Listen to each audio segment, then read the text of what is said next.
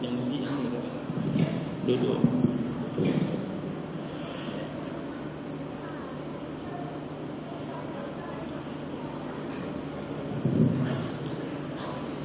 Assalamualaikum warahmatullahi wabarakatuh. A'udzu billahi minasyaitonir rajim.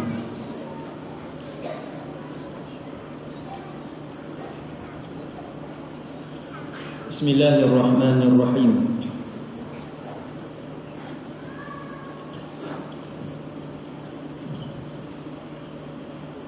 Alhamdulillahi rabbil alamin. Wassalatu wassalamu ala asyrafil anbiya'i wal mursalin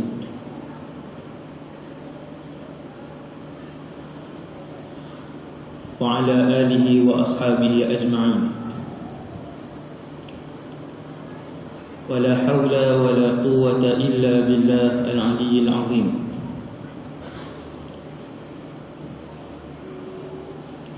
Wa la hawla wa la quwwata illa billah al-'aliyyil 'azim. ولا حول ولا قوة إلا بالله العلي العظيم.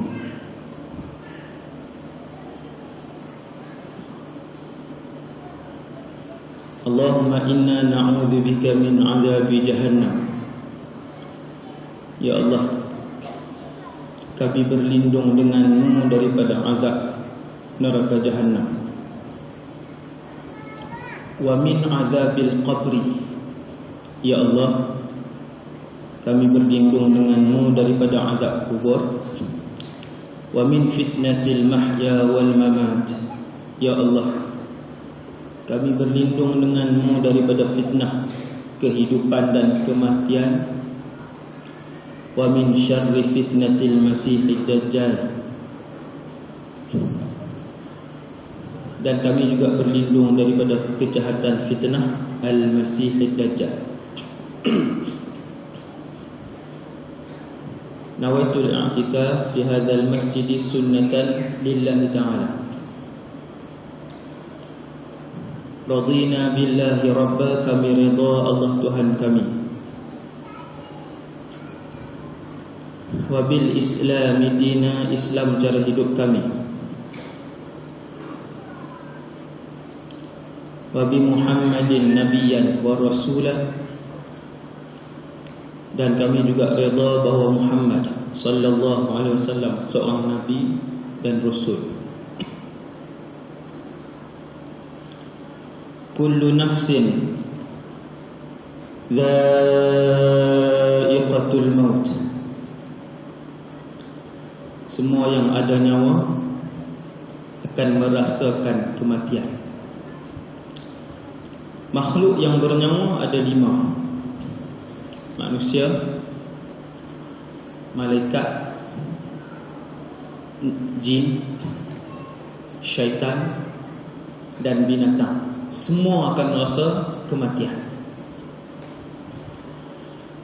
Allah sebut dha'iqatul maut, bahawasanya hakikat mati yang pertama ianya sakit. Mesti sakit. Yang rasa sakit mati ini termasuklah para nabi dan rasul. Dalam satu hadis yang diriwayatkan oleh Al-Imam Bukhari ataupun Muslim daripada Sayyidatuna Aisyah radhiyallahu anha, kata Aisyah, aku tidak pernah cemburu melihat kematian seseorang setelah melihat bagaimana Nabi sallallahu alaihi wasallam depan mata Aisyah, Nabi juga merasakan sakit kematian. Tuan-tuan, dalam masjid ni semua ada nyawa. Kalau tak ada nyawa, orang tak belakang masjid, kubur, perkuburan. Yang dalam masjid malam ni, yang sedang bercakap ke, yang sedang mendengar percakapan ke, ada nyawa. Satu hari nyawa ini akan ditarik keluar daripada tulang belulang kita, daging dan darah kita, daripada tubuh badan kita. Mesti. Apabila Imam Hasan Basri lalu di tepi sebuah rumah, kematian waris, semua orang dalam rumah tu menangis. Lalu imam pun tanya, apa yang membuatkan kalian menangis terisak-isak? Kami sedih kehilangan ayah. Ayah kami meninggal. Sedih. Kata Imam Hasan Basri, benda yang sepatutnya kamu sedih ialah bukan pemergian ayah kamu, tetapi perkara yang sepatutnya lebih kamu sedih ialah ayah kamu telah merasakan sakit mati, tetapi kamu belum merasakan sakit mati. Wa mararatal mauti wa qad dhaq. Kesakitan mati telah dirasakan oleh ayah kamu. Sepatutnya kesedihan itu, tangisan air mata itu adalah untuk diri kamu sendiri. Tiap-tiap hari kamu perlu merenung sebenarnya, muhasabah, bahawasanya bila-bila masa saja Allah akan memberikan giliran kematian itu kepada diri kamu. Nombor 2, waktu dan tempoh saat kematian tak ada siapa yang tahu, termasuk para nabi dan rasul. Tak ada. Saat, hari, masa, jam, minit kematian tiada siapa pun tahu, termasuk para nabi dan rasul. Tadi nombor 1, kematian itu sakit. Kalau Rasulullah sakit, kita. Kalau nabi yang tiada dosa sakit, kita. Hasbunallah wa ni'mal wakil. Sebab tu tidak ada doa, ya Allah hilangkan sakit kematian, tak ada. Tetapi yang diajarkan oleh Rasulullah, Allahumma hawwin alaina fi sakaratil maut. Ya Allah, kurangkanlah kesakitan mati. Sakit tetap sakit. Dan yang kedua, tak tahu bila mati. Termasuk manusia yang paling hebat di dalam alam semesta, Muhammad sallallahu alaihi wasallam. Nabi sendiri tak tahu jam ke berapa, saat, minit ke berapa, saat ke berapa dia nak mati. Tak tahu. Ketika Nabi Idris alaihissalam, Nabi Idris ada seorang kawan di kalangan malaikat. Luar biasa. Nabi Idris ni memang Allah puji dia dalam Quran, wa rafa'nahu makanan aliyya. Idris ini kami angkat dia ke satu kedudukan yang sangat tinggi. Hari ini Nabi Idris berada pada langit yang keempat. Dan ketika Nabi Idris hidup, satu hari pahala Nabi Idris sama dengan seluruh pahala penduduk bumi ketika itu. Ini hadis sahih. Tuan-tuan jangan risau. Satu hari Nabi Idris beramal, pahalanya satu hari sama dengan pahala seluruh penduduk bumi pada hari itu. Kerana setiap kali Nabi Idris bergerak, dia akan menyebutkan subhanallah, walhamdulillah, wala ilaha illallah, wallahu akbar. Kalau dia menjadi sekali dia masuk, dia pun subhanallah, walhamdulillah, wala ilaha illallah, wallahu akbar, subhanallah, walhamdulillah. Itu dia. Kita bersembang 1 jam tak habis. Baca Quran 2 muka, sembang 1 jam tak habis lagi. Nabi Idris naik di belakang malaikat. Yang kawan dia tadi, kawan dengan malaikat. Tuan-tuan jangan pelik, kawan dengan malaikat ni boleh jadi kepada para nabi dan bahkan pada zaman Rasulullah sallallahu alaihi wasallam. Ketika para sahabat datang mengadu kepada Rasulullah tentang naik turun iman mereka, seolah-olah munafik. Abu Bakar sendiri kata, seolah-olah aku ya Rasulullah, seolah-olah munafik. Bila duduk dengan kamu, kami merasakan seolah-olah kami berada dalam syurga, tapi bila balik iman kami turun. Nabi kata, kalau semua iman manusia naik, sentiasa naik, la safahathumul malaikatu fi turuqat, malaikat akan turun bagi salam kat depa di jalan-jalan. Dan nescaya mereka akan bergaul dengan para malaikat di rumah mereka, sembang, tanya apa khabar, hari ni buat kerja apa. Itulah hakikat manusia, turun dan kadang-kadang naik. Al-imanu yazidu wa yanqusu. Iman itu kadang-kala bertambah, kadang-kala berkurang. Satu hari dia naik di atas belakang malaikat. Kemudian malaikat tu bawa dia naik ke langit. 1, 2, 3, 4. Bila sampai ke langit yang keempat, turun Israel alaihissalam, malakul maut. Nama yang sahih malakul maut. Nama yang sabit dengan sanad yang agak dhaif, malaikat Israel. Allah sebut dalam Quran malakul maut. Naik tingkat 4, malaikat maut pun turun. Bila malaikat maut tengok muka malaikat ni, dia kenal malaikat ni kawan dengan Idris alaihissalam. Dia pun tanya, kamu nampak Idris? Dia kata, ya, ada di belakang aku. Ajaban, kata malaikat maut, sangat ajaib kuasa Allah.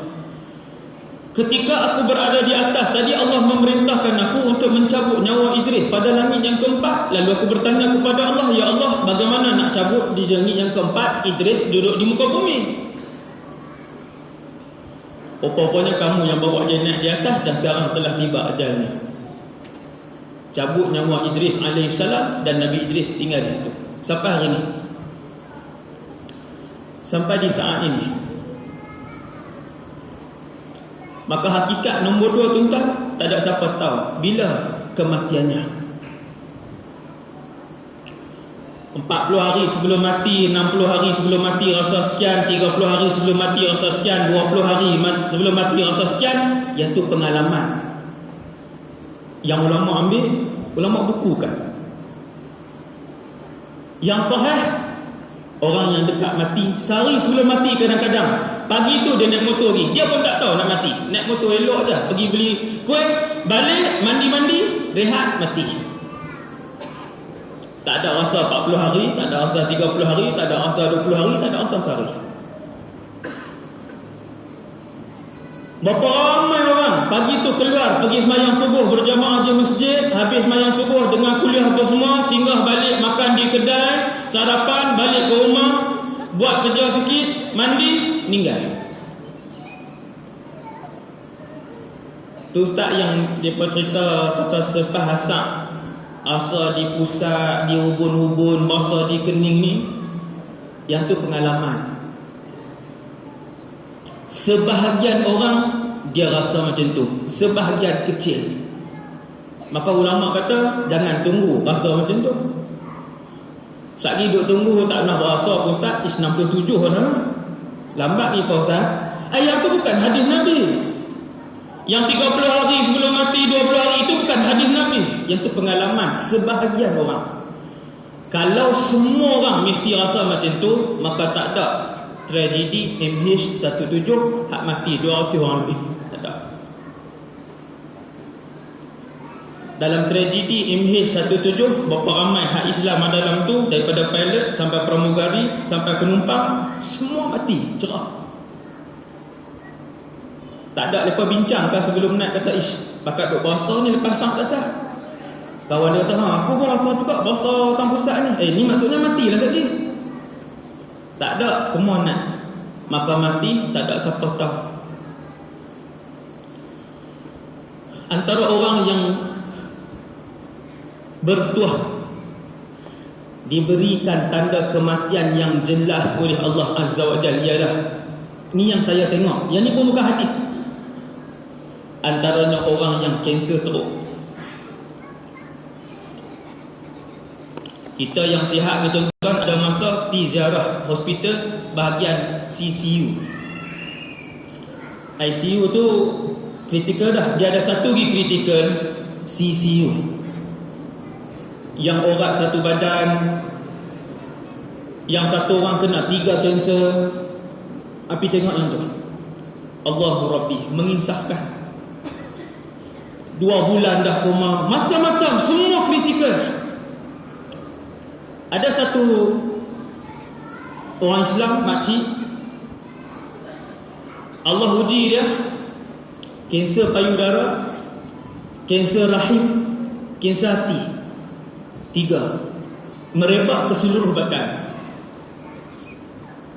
Buang tak boleh dah, bedah tak boleh dah, usus besar dibuang. Bila dibuang bedah, buang usus besar, tuan-tuan nak tahan berapa lama? Semua makanan kita yang nak proses usus besar. Kalau buang usus besar, maksudnya nyawa dia mustahil akan lebih sebulan, tak lebih. Tanya doktor, ni saya tengok dengan mata saya sendiri, menginsafkan. Buang usus besar, doktor kata tak payah duduk hospital dah lah, sebab dia tak boleh simpan makanan. Doktor tebuk di perut bahagian kanan bawah. Dia minum susu, 5 saat selepas minum, susu akan keluar dengan warna yang sama bawah. Nak tahan berapa lama dah?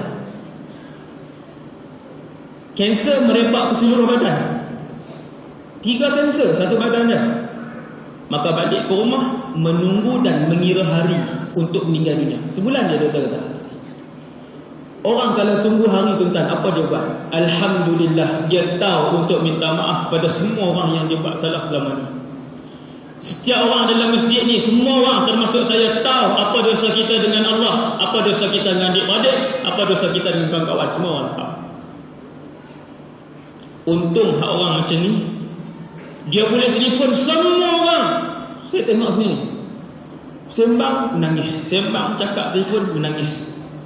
Sebab minta maaf dia itu bukanlah ungkapan minta maaf pada pagi hari raya Aidilfitri, tetapi ungkapan setiap kali dia telefon itu adalah percakapan dan perbualan terakhir di antara dia dan hamba-hamba Allah lain yang dia bersalah. Tapi Alhamdulillah, dalam masa itulah dia qada semayang, dalam masa itulah dia memperbanyakkan wirid dia, dia banyakkan zikir dia, lantunan Al-Quran 24 jam.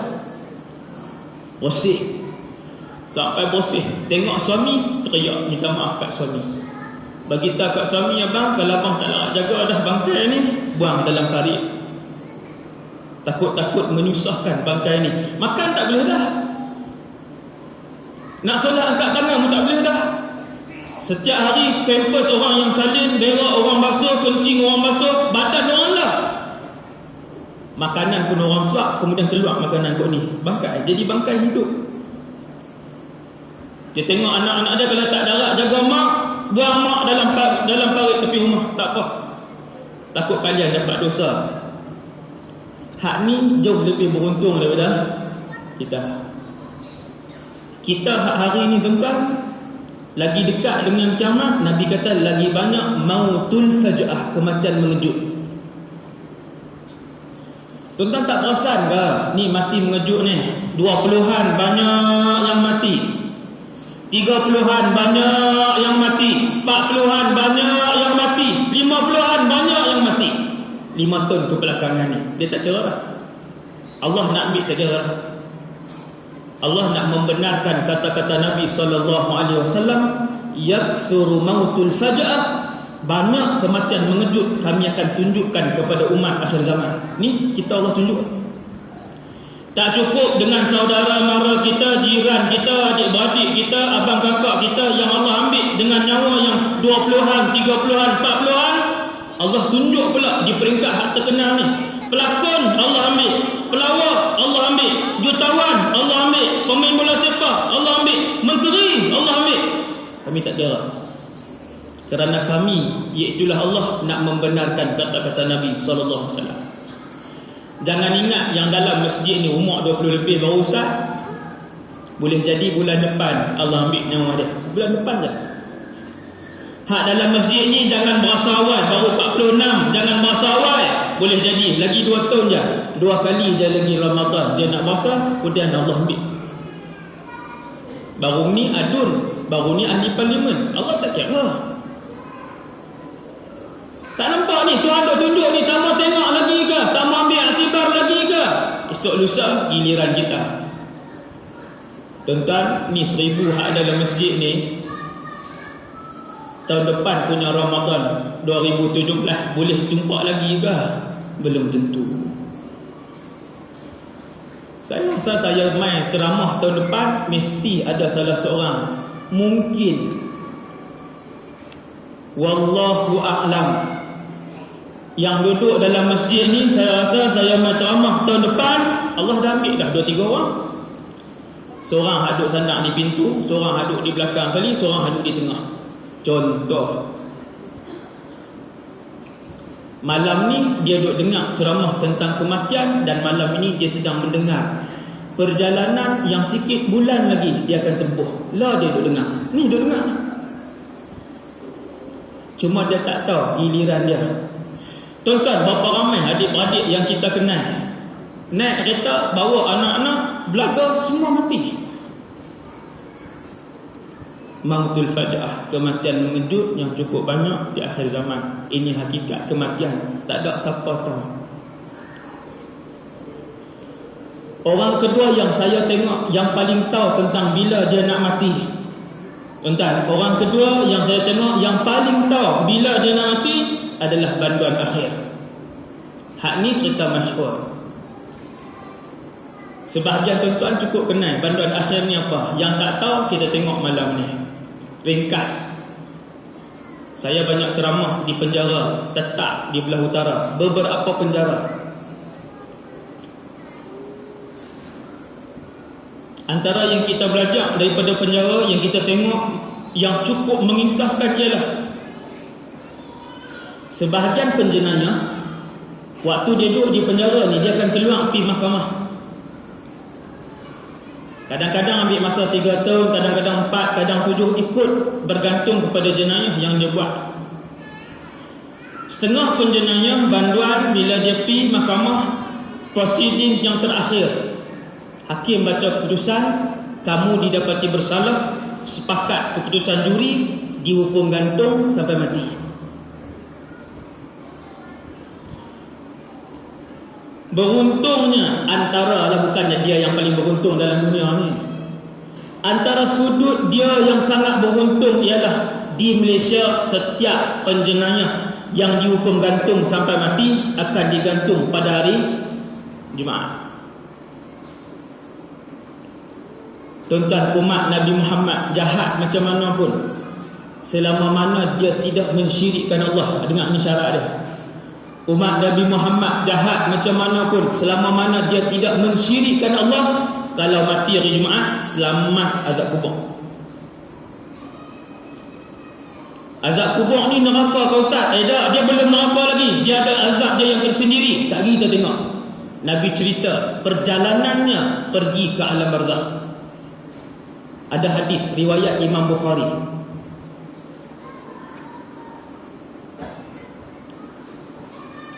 Bandan akhir, kita contohlah hakim baca riahat, Fulan bin Fulan telah dijatuhkan hukuman dengan sepakat semua juri, gantung sampai mati pada Jumaat ini. Dia antara jam 6 hingga jam 7 pagi. Itu tetap. Maka banduan akhir adalah antara manusia. Bagi saya yang cukup tahu bila dia nak mati. Hari dia tahu, jam dia tahu. Tuan-tuan duduk malam ni, saya bawa tuan-tuan pergi duduk pada tempat banduan akhir tu. Sekarang tuan-tuan berada dalam kandang pesalah dan hakim sedang membacakan keputusan gantung sampai mati kepada nama tuan-tuan. Hari ni Ahad, Isnin, hati kita Isnin, Selasa, Rabu, Khamis, 4 hari. Wahai diri, wahai Fulan bin Fulan, peluang untuk kamu beribadah kepada Allah hanya tinggal 4 hari saja. Kemudian kamu akan meninggalkan muka bumi ini buat selama-lamanya. Kamu akan pergi ke satu tempat yang bernama alam barzakh, kemudian nama dia alam akhirat. Kalau bandar tu orang yang tak mengaji, waktu tu dia tertanya-tanya, macam mana alam barzakh ni? Dia main 1000 soalan serentak, 1000 soalan datang. Nak buat apa nanti di alam barzakh? Siapa pun nak minta pertolongan di alam barzakh? Bagaimana suasana di alam barzakh? Berapa luas alam barzakh? Malaikat apa yang akan datang di alam barzakh? Soalan itu boleh jawab ataupun tidak? 1000 soalan duk main ni. 4 hari tu tak habis jawab. Duk main soalan. Dalam duk berjalan keluar daripada mahkamah, orang pun bawa balik ke sel. Kemudian warden kata tak boleh duduk dah ramai-ramai, kena dipindahkan ke sel belakang sekali. Dia panggil sel akhir. Sel akhir ni maksudnya penjara dia kecil, dia duduk seorang. Lebih mengerikan, lebih menyeramkan, dan lebih sunyi suasananya. Allahu Akbar. Dia jadi lagi sempit dah. Kuih sempit dah tu. Dia tengok penjara kiri kanan, dia nampak hak ni ke alam kubur. Sedang-sedang Isnin, kemudian Selasa, solat digandakan, zikir digandakan, doa dipandangkan, siang malam baca Quran, siang malam sembahyang, sujud kepada Allah Azza wa Jalla. Kenapa tuan? Sebab dia tahu nyawa dia tak lama dah. Kita hak boleh seronok dia pasal apa? Pasal tak tahu bila mati. Kalau Allah umum tiap-tiap orang bila mati, tak ada siapa keluar dari masjid ni.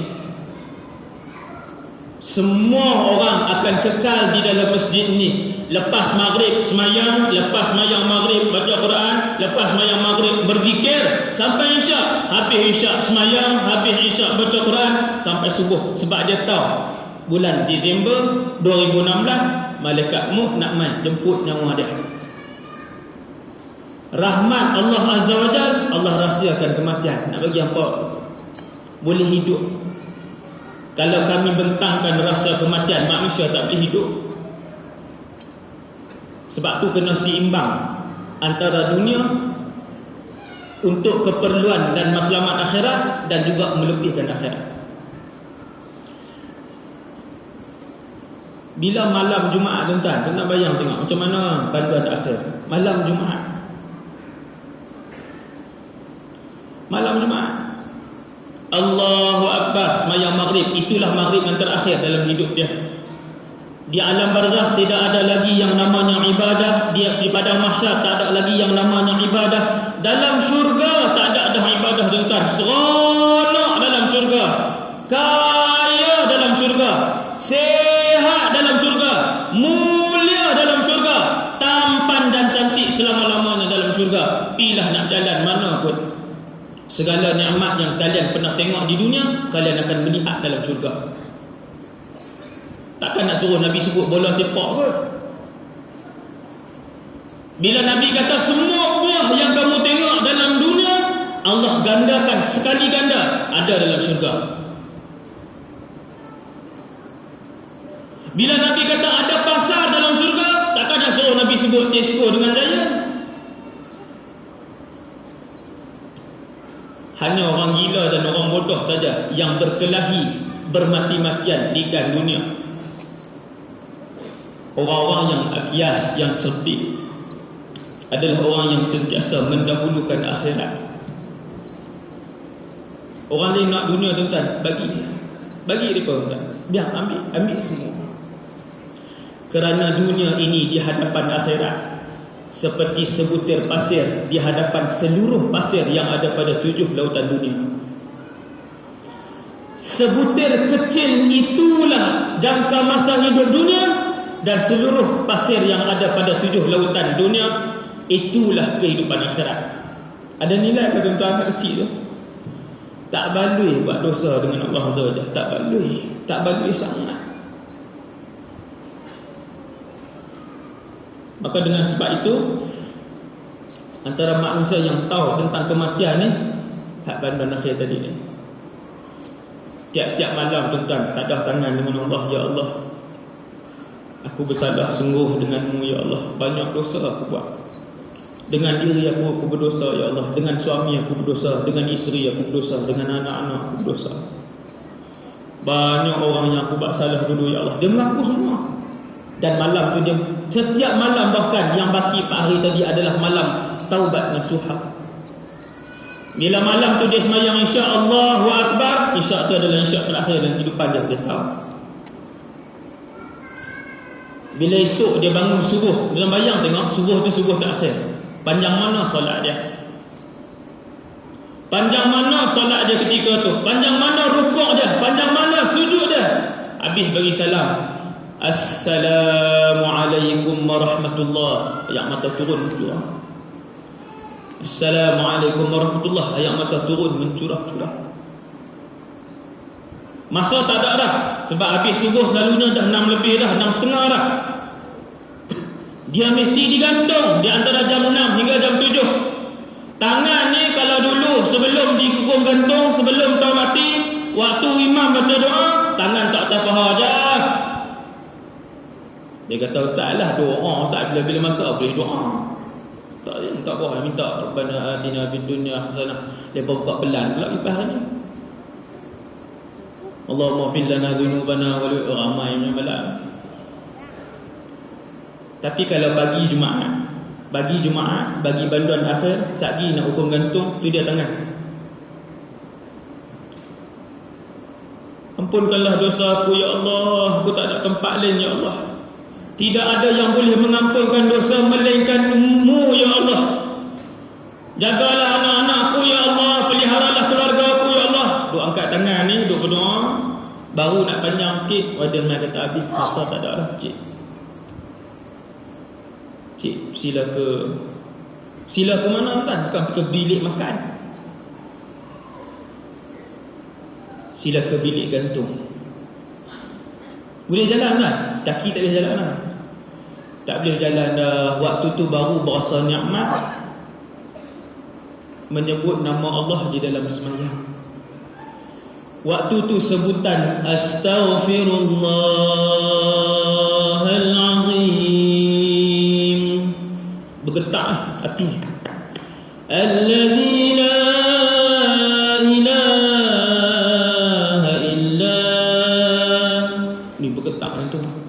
sekali sebut je insaf, 2 kali sebut 2 kali insaf, 3 kali sebut 3 kali insaf, 4 kali sebut 4 kali insaf. Wal hayyul qayyum.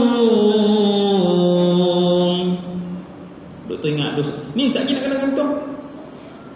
Taubat lah, taubat. Pasal apa? Pasal tahu bila nak mati. Tuan-tuan sekalian, apabila satu orang nazak, ini masuk tajuk nazak. Ini tak masuk tajuk ke ni? Ke sebelah je baru kita masuk tajuk. Ni semua muqaddimah.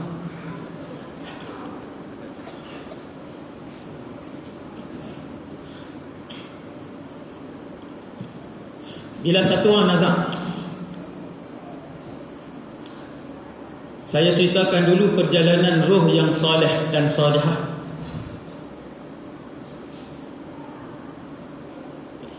Kita ni tuan-tuan, yang paling penting sekali ending kita.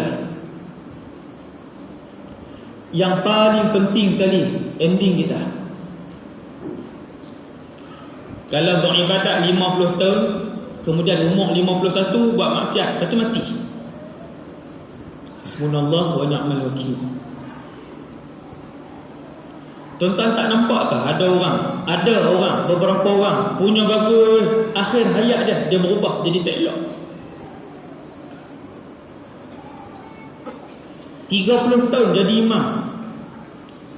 imam nombor 1 masjid, 30 tahun kemudian sakit. Ini kisah benar daripada seorang ustaz.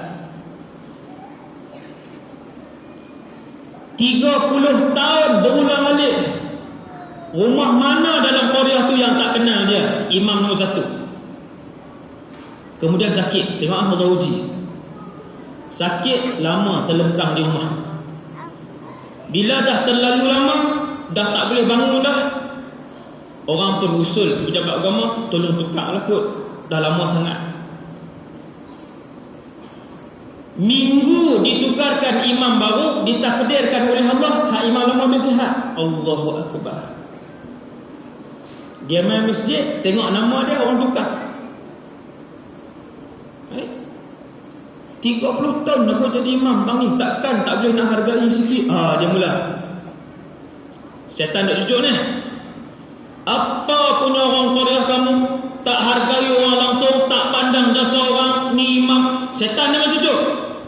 Dia nak tarik kawan ni pergi jauh, merajuk. Sebab nama orang tukar, merajuk pergi. Balik, bermula daripada hari tu tak main semayang dah di masjid, semayang di rumah. Tak main semayang dah di masjid, duduk semayang di rumah. Selepas beberapa tahun tak semayang dah di rumah, bahkan tak semayang langsung. Tengok tuan, tu 30 tahun main masjid, kita baru kena masjid 6 tahun. Sebab tu Nabi ajar, Allahumma khtim li bi husnil khatimah. Ya Allah, iman hak kamu bagi ni ya Allah, tolonglah jaga sampailah aku bertemu dan berhadapan denganmu. Ya muqallibal qulub, wahai Allah yang membolak-balikkan hati. Tuhan bolak kau ni jadi kufur, Tuhan balik kau ni jadi mukmin. Wahai Tuhan yang membolak-balikkan hati, sabbit qulubana, tetapkan hati kami ala dinik wa ta'atik, di atas agama kamu ya Allah, di atas mentaatimu ya Allah. Kalau Tuhan ubah sebelum mati jadi orang beriman, alhamdulillah. Yang paling kita takut Allah ambil balik iman yang Allah bagi. Maka Allah ajak dalam Quran satu doa, Rabbana la tuzigh qulubana, ya Allah, jangan kau tunggang hati kami. Ba'da idh hadaitana, selepas kau berikan iman kepada kami. Malamnya Allah bagi iman, esok belum tentu, tahun depan belum tentu. Mulut kena sentiasa pohon kepada Allah, ya Allah satu je ya Allah. Iman yang kamu hadiahkan kami syukuri, kami hargai, alhamdulillah, jadi orang beriman. Ya Allah, satu lagi permintaan kami, tolong jaga iman ni ya Allah sampai kami menghadapmu ya Allah. Janganlah ya Allah kau rentap iman ini dalam perjalanan kami sedang menuju kepadamu ya Allah. Ini dia minta. Oh, jangan main tuan, tambah iman akhir zaman, tak boleh disangka-sangka. Paginya Islam, petangnya kufur. Petangnya Islam, paginya kufur. Itu akan berlaku zaman ni. Apabila orang nazar, ini orang soleh, saya cerita orang soleh dulu yang mati dalam keadaan husnul khatimah. Kata Rasulullah, ruh orang yang mudah keluar adalah ruh orang-orang yang soleh dan solehah. Kerana kata Rasulullah, ruh orang-orang soleh dan solehah ini mereka merindui Allah, mereka merindui Rasulullah sallallahu alaihi wasallam.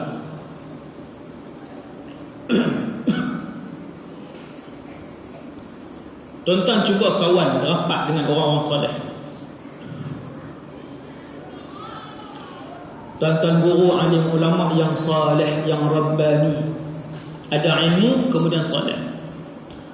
Tuan-tuan tengok kehidupan mereka tak teringin dengan dunia ni. Kalian nak rebut kekayaan, kalian ambil. Kalian nak rebut kemasyhuran, kalian ambil. Kalian nak rebut pangkat, kalian ambil. Semua dunia ni. Orang soleh. Yang kami nak berjumpa dengan Allah, berjumpa dengan Nabi sallallahu alaihi wasallam. Nak tu je. Sebab tu bila malaikat maut datang ambil nyawa dia rasa rentap itu, rentapan mati itu akan diketahui oleh semua anak Adam bahawa ia adalah sakit mati. Kerana kesakitan mati tidak pernah dirasakan di atas muka bumi Allah ini oleh mana-mana makhluk. Sakit kanser ke, sakit jantung ke, sakit gigi ke, sakit kepala ke, tidak ada jenis kesakitan yang sama seperti kesakitan mati. Sebab tu Allah sebut dalam Quran, wa dhanna annahu al-firaq. Dan ketika malaikat datang rentak, dia rasa rentapan itu, dia yakin ketika itu inilah sakit kematian. Waltafatis saqu bis-saq, betis akan berlaga betis. Duduk apa? Itu dalam alam barzakh lagi. bila malaikat maut rentak, dia sebenarnya apabila orang tu nazar, atau kata ini orang, badan orang mati, badan orang yang nazar, apabila nazar, malaikat maut akan turun dan datang di sebelah kiri kepalanya. Dalam hadis sebut. Duk tanya, ada tak ni? Cuma di dimensi yang berlainan. Orang yang nazar nampak ke ustaz? Dia pun tak nampak. Orang yang nazar ini dia sendiri tak nampak. Cuma bila malaikat mula rentap roh dia keluar, waktu tu dia rasa sakit. Dan dia tahu itulah sakit mati. Sakit tetap sakit. Yang beriman rasa sakit, yang kafir rasa sakit. Cuma kata Nabi, orang yang mati dalam keadaan husnul khatimah, rohnya mengalir dengan mudah keluar seperti mana air yang keluar daripada bekasnya. Tuan-tuan, saya buka botol ni, saya tuang. Macam mana lajunya air ini kosongkan tempat botol ini, begitulah lajunya roh yang merindui Allah dan Rasul meninggalkan tubuh badannya. Kerana orang-orang saleh, kematian itu adalah berita gembira bagi mereka. Dan orang-orang yang mengejar dunia, kematian itu adalah berita yang paling sedih sepanjang 63 tahun dia hidup di atas muka bumi Allah. Yang tu yang paling sedih. Kerana dia masih bercita-cita untuk membuka syarikat, dia masih bercita-cita untuk membeli rumah, dia masih bercita-cita untuk mengembangkan perniagaan, dia masih bercita-cita untuk berjalan melancong ke sana dan kemari. Tiba-tiba malaikat ambil malam tu. Yang itulah berita yang paling sedih dalam hidup dia selama dia hidup 58 tahun, 63 tahun berdasarkan umur dia malam tu. Hak tu yang paling sedih, yang paling menyedihkan dia. Sebab tu orang soleh bila dia rasa rentapan tu, dia terus senyum dan seronok. Allahumma rafiqal a'la. Ketika Nabi ditarik nyawanya, ya Allah, ar-rafiqal a'la, teman yang paling tinggi.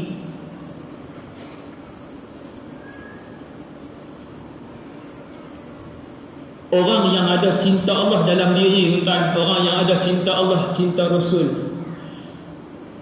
Duk saja-saja atas kereta, duk bawa kereta, air mata turun ni. Tak boleh nak cerita ke orang betapa tenang hatinya, betapa bahagia hatinya, betapa melimpah-limpah rahmat Allah yang dia rasa. Bukan ada apa bawa kereta je, menangis rindu Allah. Teringat Tuhan, teringat sungguh dengan Allah. Ini yang rindu Allah, yang rindu Rasul. Yang ni kalau dia rasa rentapan malakul maut, dia seronok.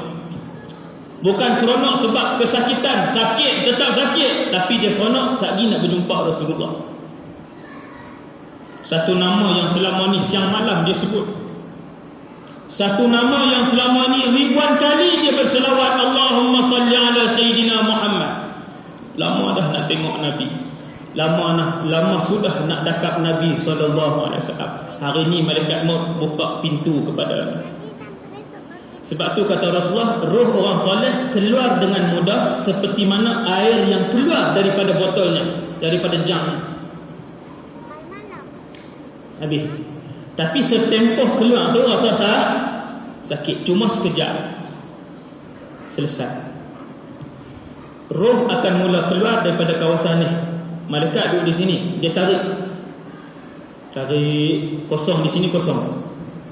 Waktu tu tuan-tuan, saya dan kita semua akan rasa kaki kosong. Tapi tak boleh dah nak abang kat orang sebelah ni, duk pasal tak ada apa ni kaki. Cuba pegang mak. Tak ada, mudah-mudahan dia benda tu cepat. Tarik. Bila sampai di lutut ke bawah kosong. Kita je waktu tu, kita gerak tak boleh. Kita tahu tak ada roh. Sakit yang amat. Lepas tu dia naik ke pusat, tarik. Dia tarik dulu. Pusat ke bawah dia ada roh. Tahu tak? Kosong. Kemudian roh tu keluar sampai ke dada. Dada ke bawah kosong. Kemudian roh itu keluar sampai di sini. Dia bunyi. Yang tu orang Melayu panggil memandang. Belah utara lah, belah sini saya tak tahu. Waktu dia memandang tu, tuan-tuan, kenapa istilah memandang yang dipilih? Dia memandang apa? Kata Nabi SAW, ketika roh sampai di halqum, waktu itulah dia nampak dua alam. Dua. Waktu tu dia nampak, dia masih nampak suasana dalam bilik yang tubuh badan nazak dia diletakkan. Dan yang kedua, dia telah mula melihat alam sana. Dia nampak roh dia. Roh dia sedang keluar. Sebab tu orang meninggal ni dia tengok ni. Dia lebih tengok di sini kerana malaikat ambil ini daripada ni. Daripada atas ni, sebab tu dia ikut roh dia. Dia tengok. Dia sedang melihat rohnya keluar. Dan itulah kali pertama saya dan kita semua akan melihat wajah seorang malaikat. Hasbunallah wa ni'mal wakil. Nabi kata ada dua keadaan. Malaikat maut ni tuan-tuan, bukanlah semua keadaan malaikat maut datang dalam wajah yang ngeri. Tidak. Dulu kita belajar macam tu. Dalam Sahih Bukhari, Nabi cerita, Nabi kata malaikat maut ini apabila dia nak ambil nyawa orang saleh, dia datang dengan rupa paras yang berseri-seri. Senyum dia. Main senyum elok. Dia main senyum. Rupa paras mereka memancar-mancarkan cahaya. Kenapa mereka, Ustaz? Sebab roh orang soleh akan diiringi oleh pasukan malaikat rahmat. Bila saya sebut pasukan, maksudnya ramai. Pasukan malaikat rahmat ramai Allah hantar. Malaikat maut memegang kafan daripada syurga. Hadis sahih ni. Memegang kafan daripada syurga dan membawa turun wangi-wangian dari syurga. Pintu syurga kalau Allah buka, wangi-wangian daripada dalam syurga itu keluar dan boleh dihidu sejauh ratusan tahun perjalanan sebelum sampai. Bau dah. Kita duduk atas titik sirat, bau wanginya. Orang bagi tahu tu pintu syurga Allah buka dah. Dekat ke? Tak, lagi 100 tahun. Lalu dibawa turun bau wangi-wangian daripada syurga, kafan syurga. Dimuliakan kita. Ruh yang soleh tadi. Kemudian dibawa naik. Inilah perjalanan kita sebenarnya. Semua roh, baik ataupun jahat, akan dibawa naik ke langit. Semua. Apabila roh sampai ke langit yang pertama, pintu langit tertutup. Sentiasa tutup pintu langit. Sehinggalah saat saya bercakap, pintu langit sedang ditutup 1 sampai 7. Dia hanya akan dibuka apabila ada malaikat yang bertugas untuk turun ataupun naik balik ke langit. Waktu tu je buka, kemudian tutup balik. Macam mana, Ustaz? Tak payah tanya. Semua orang akan naik. Semua orang akan tengok suasananya. Mungkin minggu depan, mungkin tahun depan, mungkin 3 tahun lagi. Bila roh tadi dibawa, roh yang bersih dan suci tadi, naik sampai di langit pertama, malaikat yang menjaga pintu langit pertama, semua ada nama. Akan tanya siapa? Malaikat mau jawab, roh Fulan bin Fulan. Lalu dibuka pintu langit. Tak tahulah berapa luas. Kerana alam di langit pertama jauh lebih luas daripada alam dunia ni. Bukan bumi, dunia. Kuasa Allah, kuasa Allah. Beribu-ribu keajaiban yang tuan-tuan akan tengok. Tengah-nganga kita ni, tengah-nganga melihat keajaiban ciptaan Allah SWT. Bila naik pintu langit pertama, seluruh malaikat yang berada pada langit pertama memuji kita. Roh siapa itu, wahai malakul maut? Wanginya roh ini. Malaikat maut pun jawab, ini roh Fulan bin Fulan, manusia yang taat kepada Allah. Semua penduduk langit memuji, orang soleh. Malaikat akan sebut nama dia dan puji dia. Kemudian naik langit kedua, macam itulah sampai ke langit ke-7. Kemudian dipuji oleh Allah Subhanahu Wa Taala di langit ke-7. Lalu Allah berfirman, letakkan buku amalannya di tempat yang bernama Illiyin. Tuan-tuan, saya ada buku, tuan-tuan ada buku. Buku itu 90 lembaran. Setiap helaian buku itu panjang dan lebarnya sejauh mata memandang. Dan buku itu menyimpan amalan baik dan buruk kita secara live. Orang dulu mungkin payah, macam mana live kita hari ni? Yang tu bukan benda luar biasa. Tuan-tuan rakam ni rekam ni 5 jam boleh, 10 jam boleh, 1000 jam pun boleh. Kalau yang manusia cipta boleh rakam 1000 jam, yang Allah lebih mudah untuk Allah SWT Jalla Jalaluh. Allah Ta'ala kata simpan buku amalannya di Illiyin. Kita dengar Illiyin. Kalau tuan-tuan di kalangan orang yang belajar, tuan-tuan akan tahu Illiyin, alhamdulillah, buku amalan para nabi, buku amalan para wali, buku amalan para ulama yang saleh. Duduk sekali, kita duduk tangga sekali. Tapi kalau tuan-tuan tak tahu, orang sebut Illiyin, kita orang baik tapi kita tak tahu apa dia pula Illiyin. Bagus lah kot. Dulu saya pernah sebut kat tuan-tuan, semua maklumat yang tuan-tuan belajar atas muka bumi Allah ni, kita akan ingat di alam sana.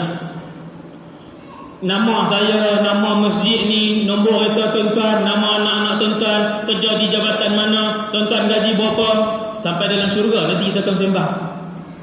Dulu you bukan pencen gaji DG 40 lah. Dia tahu DG 40, lepas tu mati awal. Hari-hari kena bihusuk bang, dia buat ni duk sembang dalam syurga ni. Semua maklumat ni saya ingat dah lorong hujung sekali, tak pernah pergi semayang. Duk umpat pula dah. Contoh contoh. Allahu Rabbi. Dunia saya tuan-tuan, sekejap. Kemudian dibawa, Allah pun dah puji apa semua, hamba aku yang baik, hamba aku yang taat, hamba aku yang soleh. Wahai para malaikat, bawa dia pergi duduk. Apabila dia duduk dalam kubur sekali, buka daripada kubur itu, bagi dia nampak tempat dan istana di dalam syurga. Itu sekali tu kita nak pergi ke alam barzah tu. Sebab tu semua penduduk di alam barzah yang duduk di taman syurga, mereka sudah nampak bentuk istana mereka di dalam syurga. Nampak dah. Apa doa mereka? Allahumma ajil bisa'ah, Allahumma ajil bisa'ah. Ya Allah, percepatkan kiamat, percepatkan kiamat. Ini hadis Nabi. Nabi kata semua penduduk barzah di taman syurga akan berdoa doa ni. Ya Allah, bagi cepatlah kiamat, bagi cepatlah kiamat. Nak bila? Dia nampak dah 1000 tingkat rumah dia. Tingkat 1 sampai 10 semua swimming pool. Tingkat 11 sampai 13 semua tandas. Besarnya tandas dia. Dia nampak dah duk tengok. Ya Allah, cepatlah ya Allah.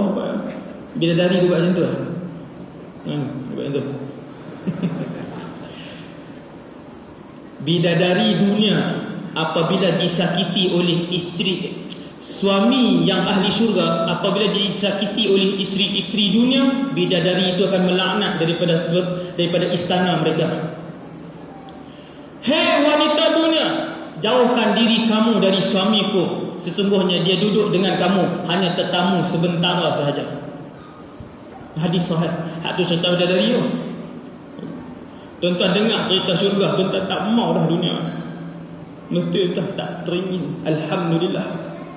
Nak berebut ambil. Kemudian dia pun turun. Di rumah kita, alhamdulillah, anak-anak kita semua kita latih.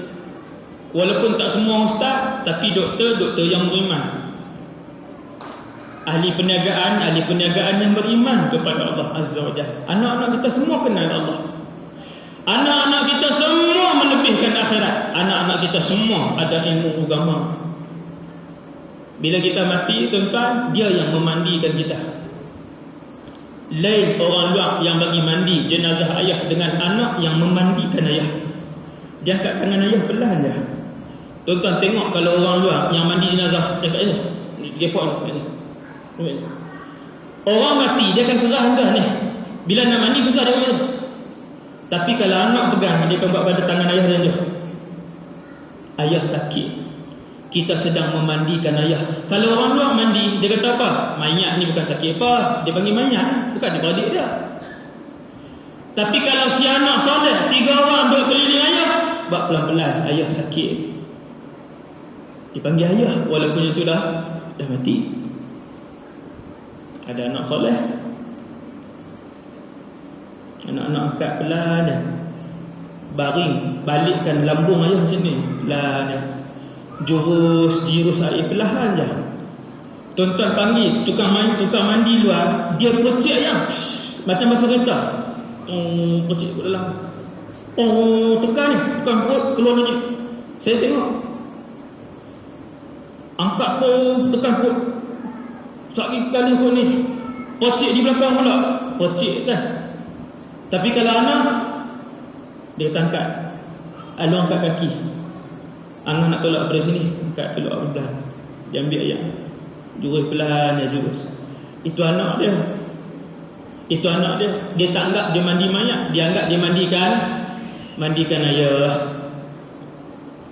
Tambah pula ayah tu dulu duk mandikan dia ingat. Dia kata ayah ni lah yang dulu memandikan kita lah. Ayah ni lah yang pukul kita untuk kita mengaji dan solat. Lepas tu ke bumi, kafankan kita, anak-anak dia kafan. Habis dibawa ke masjid,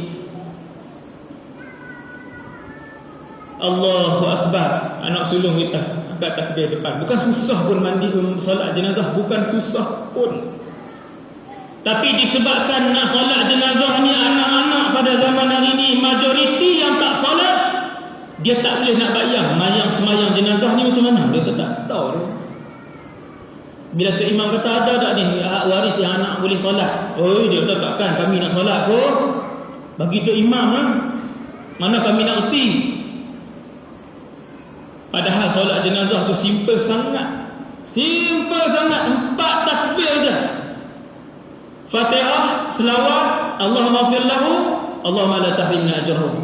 Habis 4 takbir, 4 rakaat pula, 4 takbir. Solat jenazah 4 takbir. Tapi tak pernah suruh. Bila jenazah ayah dibawa masuk dalam masjid, semua anak-anak duduk di belakang. Tapi kalau anak soleh ni, anak dia Allahu Akbar, solat untuk ayah. Pada takbir yang ketiga, Allahumma ighfir lahu warhamhu, ya Allah ampunkanlah ayah, ya Allah, ya Allah tempatkanlah ayah kami di dalam taman syurga, ya Allah. Ya Allah, Engkau telah berjanji melalui lisan Nabi-Mu sallallahu alaihi wasallam bahawa doa anak tidak akan ditolak.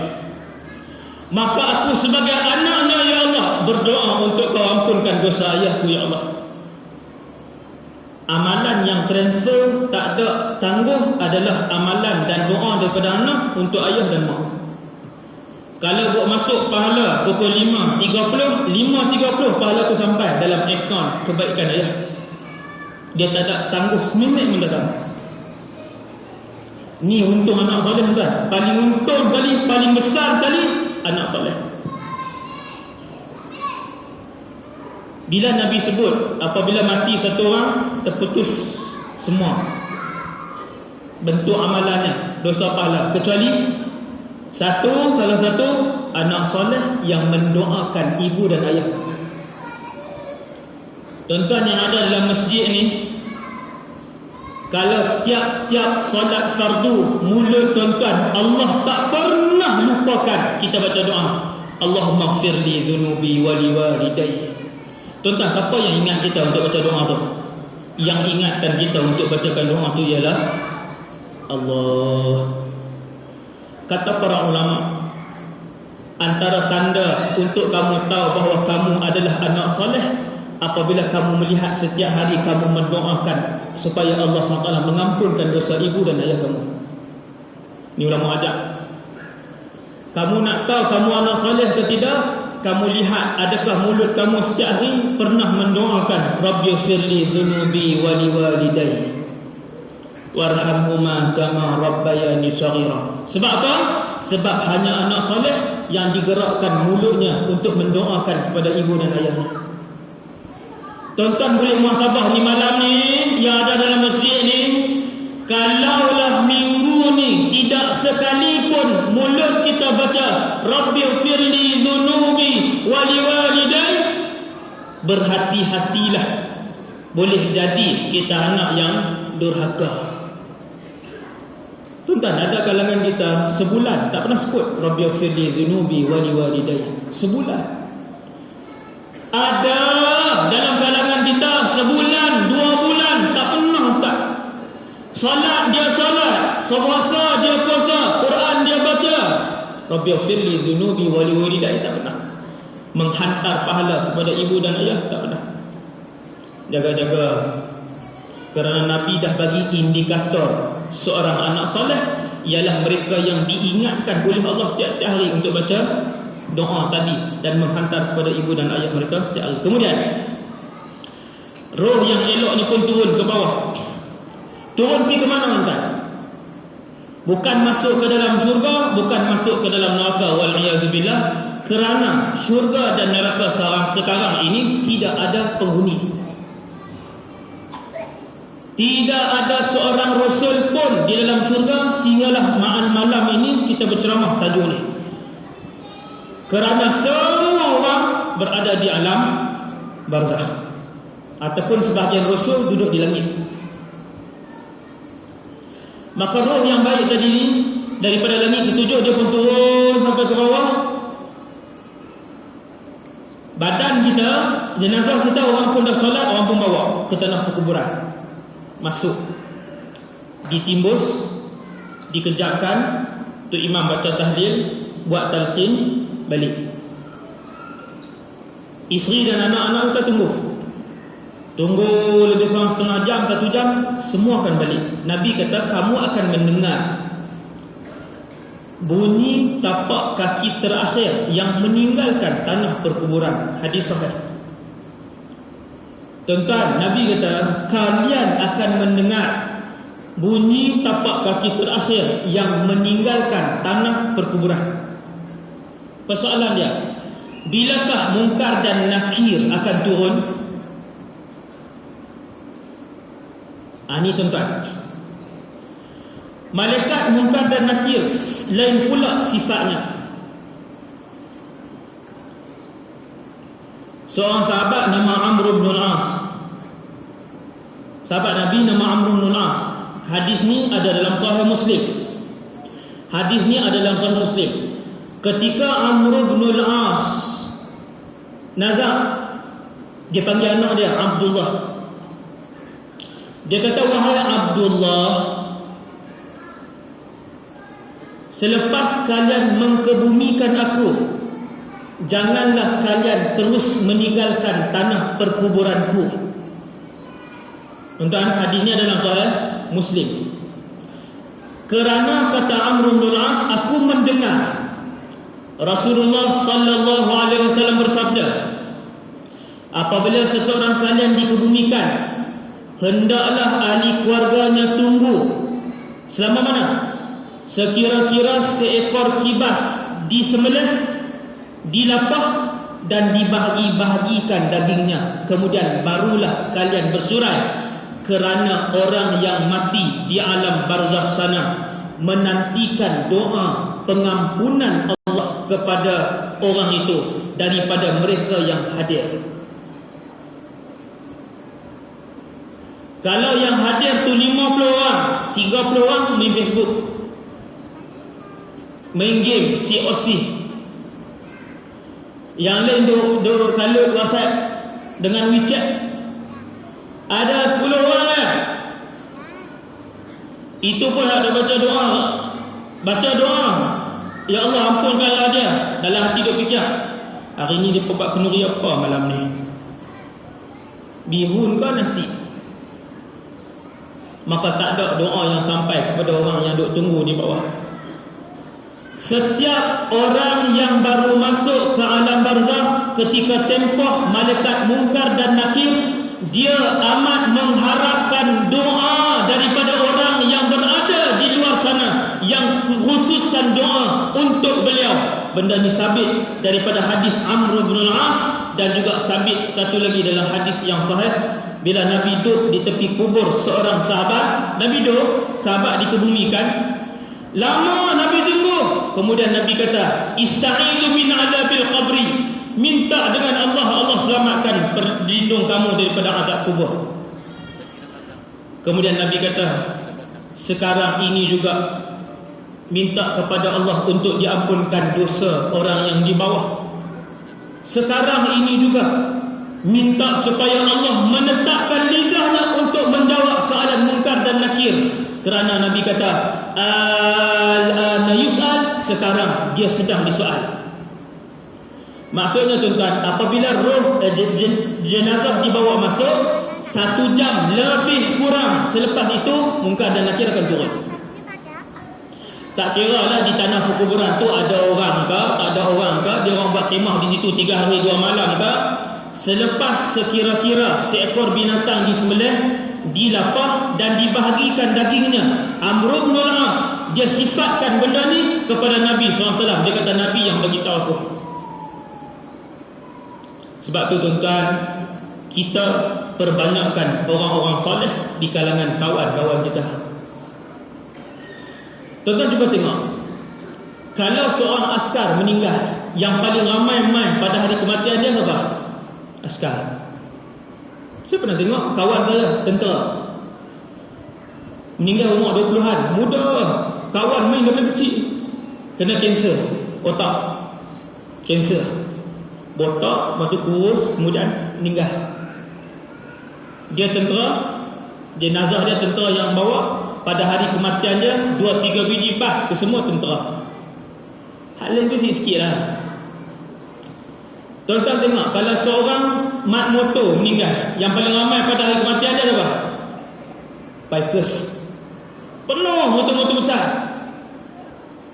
Kalau semua bikers tu jadi mendaki masjid, ingat Allah, alhamdulillah, semua boleh doa kat dia. Tuan-tuan, kalau seorang ulama meninggal, tuan-tuan tengok pada hari kematian dia, siapa yang ramai? Yang ramai pada hari kematian dia adalah tuan guru seperti dia, ulama sepertinya, ustaz-ustaz soleh ramai. Allahu Rabbi. Mereka tak sibuk dengan Facebook, mereka tak sibuk dengan nak isap rokok, mereka tak sibuk nak bersembang bergelak di tepi jenazah. Masing-masing sibuk, Allahumma ighfir lahu, ya Allah ampunkanlah dia, ya Allah ampunkanlah tok guru kami, ya Allah kuatkanlah lidahnya untuk menjawab Munkar dan Nakir.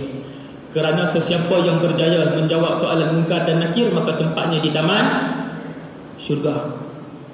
Dalam satu hadis yang sahih, Nabi kata, sesiapa yang didoakan oleh 70 orang saleh pada hari kematiannya, maka Allah akan mengampunkannya pada hari itu. Nak cari mana bukan? Kawan-kawan soleh ni nak cari mana? Di masjid. Di masjid, insya-Allah. Tuan-tuan banyakkan kawan-kawan soleh kat masjid, yang tak tinggal semayang waktu. Semua orang berdosa tuan-tuan, tapi yang paling kurang dosanya di sinilah, dalam rumah Allah inilah. Berkawan dengan alim ulama, berkawan dengan tuan-tuan guru. Panggil tuan-tuan guru main rumah kita, tuan-tuan ambil peluang. Kalau ada tok guru, beritahu pihak masjid, JJK, kali ni tok guru main makan rumah saya, makan di rumah saya. Itulah yang dilakukan oleh para sahabat apabila Nabi berhijrah ataupun pergi ke suatu tempat. Ya Rasulullah, makan di rumah saya. Kita tak buat, kita puasa. Tuan-tuan sekalian, sekiranya didoakan oleh 70 orang, Nabi sebut didoakan oleh 70 orang saleh, beliau akan diampunkan oleh Allah. Kaedah kedua di alam barzakh, siapa yang boleh menjawab soalan Munkar dan Nakir, maka tempatnya di taman syurga. Kaedah Nabi ajak tuan, bukan saya tak tahu tuan. Semua ni yang Rasulullah kita. Apabila roh kita masuk ke dalam tuan-tuan, jenazah kita pun dah masuk, Allah akan mengembalikan roh itu untuk menjawab soalan. Fatu'adur ruhu ilal jasad, dalam kitab tauhid disebutkan. Lalu roh kita pun kembali. Kemudian didudukkan macam mana? Macam ni Nabi sebut. Kita macam ni tadi, didudukkan macam tu, separuh. Fayatil malakan, maka datang dua orang malaikat, nama mereka Munkar dan Nakir, bukan Munkar Nangkir. Banyak ustaz-ustaz sebut Munkar Nangkir, Munkar Nakir. Turun dua orang malaikat. Tiba-tiba tuan-tuan, sebelum turun dua malaikat ni, ada satu surah duduk tepi kita. Allahu Akbar. Surah tu tuan-tuan nama dia Al-Mulk. Nabi duk bagi tahu rahsia lama dah tuan-tuan. Kenapa kita tak buat? Ada satu surah dalam Quran, siapa yang berkawan dengan surah itu akan menjadi penemannya sehingga kiamat di dalam alam kubur. Sesiapa yang beramal dengan surah tu, dia selamat daripada azab. Nabi kata surah tu 30 ayat je. Nabi sebut 30 ayat. Suratun, ada satu surah kata Rasulullah, 30 ayat, 30 ayat ada dalam Quran. Syafaat li sahibiha, dia akan bagi syafaat dan perlindungan kepada tuannya yang mengamalkannya di atas muka bumi ini. Surah itu ialah Tabarakalladzi biyadihil mulku wa huwa ala kulli syai'in qadir. 10 minit. Beli CD surah Al-Mulk, boh dalam kereta. Nak pergi kerja sejam, balik sejam. Berapa kali Al-Mulk boleh baca? Kita tak buat dah. Kita berasa seolah-olah barzakh ni tak ada, Ustaz. Nabi bersumpah-sumpah depan sahabat. Nabi kata alam barzakh itu hak, syurga itu hak, neraka itu hak. Bersumpah Nabi nak bagi yakin hak tu benar. Sirat yang aku ceritakan ini benar, kata Nabi di depan sahabat.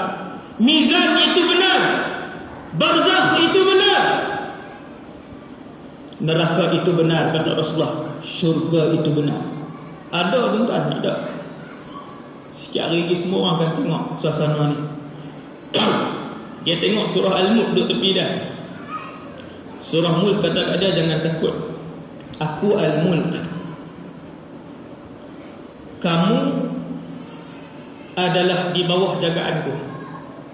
Sebentar lagi dua malaikat akan turun kepada kamu. Allahu Akbar. Sonok dah kita dah. Ada Abang Long duk main lindung kita, sonok dah. Abang Long ni bukan 3 lain ni, hak ni 1000 lainnya. Hak ni tak ada siapa boleh lawan dia, kerana dia kalamullah. Tak ada makhluk boleh lawan dia. Tuan-tuan, kita berjalan di tepi satu orang dalam bumi ni, tak ada siapa boleh lawan dia. Oh, punya bangga kita waktu tu. Begitulah ketika mana Al-Quran datang bertalu-talu mencari tuan mereka untuk diberikan syafaat kepada mereka. Satu surah boleh selamatkan kita daripada alam barzakh selama mana kita tidak mensyirikkan Allah dan tak buat dosa-dosa besar yang tak bertaubat. Itu syarat dia. Seperti mana ada 2 surah yang boleh menyelamatkan kita di mahsyar, iaitulah surah Al-Baqarah dan Ali Imran. Itu pun kita tahu dah, tapi tak pegang Al-Quran. Daripada Ramadan tahun lepas sampai Ramadan tahun ni, lagi 8 hari nak Ramadan, Quran tak khatam lagi.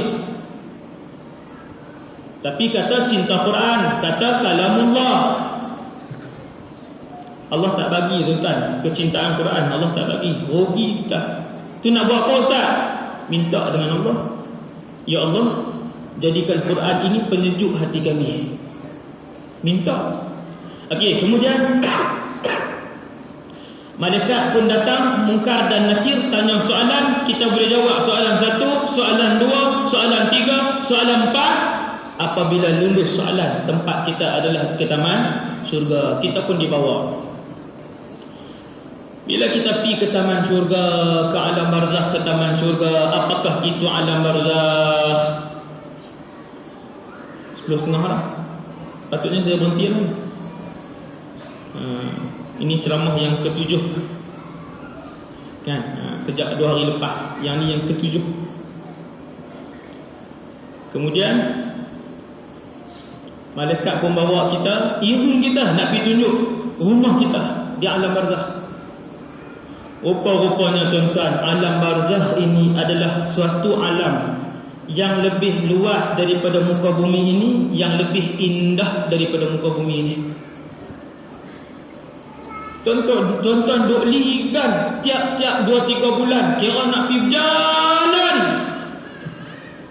Quran tak habis-habis daripada tahun lepas.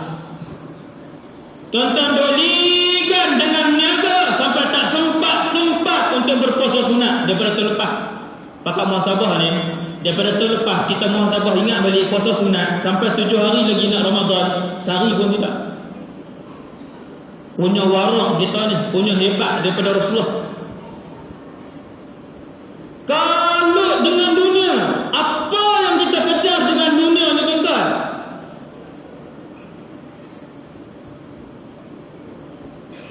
Sedangkan kehidupan di sana rupanya bila orang pergi sana, ya Allah, ingatkan alam barzakh ni umpama satu tempat 4 segi, kemudian boleh duduk macam tu je lah. Alam barzakh ni alam yang luas, dengan sungainya, dengan buah-buahannya, dengan bukit-bukaunya, dengan pemandangannya. Bahkan kata Rasulullah boleh berjumpa pula dengan orang lain. Allahu Akbar, boleh berjumpa tuan-tuan dengan orang lain. Ulama bahas dalam kitab tauhid, hal tatalaqal arwahu fi alamil barzakh. Adakah roh-roh ini akan saling berjumpa di antara satu sama lain di alam barzakh? Jawab ulama Ahlussunnah wal Jamaah, ya, mereka saling berjumpa, saling bertanya khabar, saling bertukar maklumat. Sembang bersembang. Kita duduk ligan apa dunia ni dah. Tempat rehat kita di sana, di dunia ni adalah alam untuk kita habis-habisan beribadah kepada Allah. Ni habis-habisan beribadah. Jangan rasa rugi kalau berzikir kepada Allah. Jangan rasa buang masa kalau boleh banyak baca Quran. Jangan rasa rugi tuan-tuan, bagi banyak mana pun sedekah yang tuan-tuan nak keluarkan. Jangan sekali-kali rasa rugi. Ini alam beramal.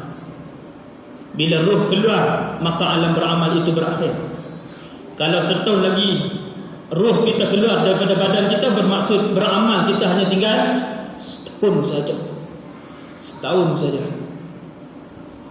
Orang kalau Allah bagi umur 60 tuan-tuan, tolak dengan tidur sahaja daripada separuh umurnya, 30 tahun tidur. Belum lagi makan, belum lagi mandi, belum lagi pergi berjalan, belum lagi bersembang. Potong separuh. Tinggal berapa hari kita beribadah dah. Kemudian dah malaikat pun bawa, ulama buat contoh dalam kitab tauhid. Bila bawa turun roh baru pergi ke perkuburan Masjid Ar-Ridwan Hulu Kelang ni, bawa turun pergi. Tuan-tuan, roh yang akan datang ke kita ni roh yang tak kenal ke roh yang kenal yang akan datang? Roh yang kenal. Roh-roh lama akan tanya, ini pergi tengok tu siapa yang dibawa turun malam ni, pagi ni. Oh, mereka pun kata ni daripada Hulu Kelang kata. Orang-orang hak roh Hulu Kelang pun bakal pergi.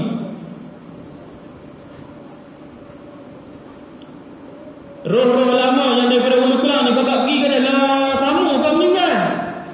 Bukan baru 20 lebih kamu, 20 lebih. Apa angkat tayar. Contoh mereka pun tanya kat roh yang baru turun ni, anak saya sihat kah? Dia kata sihat, anak kecil nikah dah. Alhamdulillah. Mai haji mana pula tanya isteri saya macam mana, okey kah? Dia kata okey, nikah lain dah pakcik. Isteri pakcik. Contohlah contoh. Ketika ahli dunia mengeremuni roh ahli dunia pula, roh-roh lama yang kenal tadi pakai umum, para ulama kata utrukuhu yastarihu min ana'i dunya. Tinggalkan dia sebentar, dia nak rehat daripada keperitan dan kesakitan dunia. Nanti tanya lain, tinggal saja. Dia baru datang alam baru, kawan ni baru tengok alam barzakh, oh cantik, ya Allah. Tuan-tuan, lebih indah daripada dunia ni, buat apalah kita habis masa duduk di dunia ni kan. Tempat tinggal kita di sana, bukan di sini. Kita nak tak salah kita berjalan, tak salah. Lagi tuan-tuan nampak saya berjalan ke mana-mana, tu ustaz ni apa ni, dunia. Balik. Tak salah berjalan, tapi kalau tiap-tiap bulan nak berjalan sampai tak dan pegang Quran, tak dan bersedekah, yang tu salah. Yang tu cukup salah. Dunia bila meninggalkan akhirat, itu salah. Buat benda dunia, meninggalkan Allah, waktu tu salah. Tu je kaedah dia. Ambillah banyak mana kekayaan yang kamu nak ambil, selama mana tidak menjauhkan kamu daripada Allah Azza wa Jalla. Ini kaedah. Kemudian roh orang tak soleh pula, sikit imdah 10 minit kita berhenti. Ada 10 minitnya. Oh, saya lupa, saya naik bas malam ni. Bilang bas sikit. Tadi naik bas. Tak lah naik flight dah. Okey, kemudian roh orang fasik. Malaikat pun datang. Ni orang fasik. Hasbunallahu wa ni'mal wakil. Ketika malaikat mai duduk di kepala dia, malaikat pun rentak nyawa dia. Waktu dia merasakan kesakitan mati buat kali pertama, dia tahu ini sakit mati. Ketika itulah kata Rasulullah, rohnya berlari-lari di dalam tubuhnya. Tak mau dia. Dunia aku masih jauh. Aku tak pernah fikirkan tentang akhirat. Tuan-tuan, orang ahli dunia, dia tak pernah fikir tentang akhirat. Dia tak pernah terfikir untuk memeluk Nabi SAW. Dia tak pernah terfikir untuk melihat keindahan syurga. Jauh sekali. Dia duk ingat dunia ini adalah tempat tinggalnya. Dia duk ingat dunia ini adalah destinasi terakhir dia. Sebab tu apabila dia merasakan rentapan kematian, hari itu telah menghilangkan keseluruhan nikmat hidup dia selama 63 tahun. Tak ingat. Tak, dia lari. Malaikat tarik lagi. Dia lari. Malaikat tarik lagi.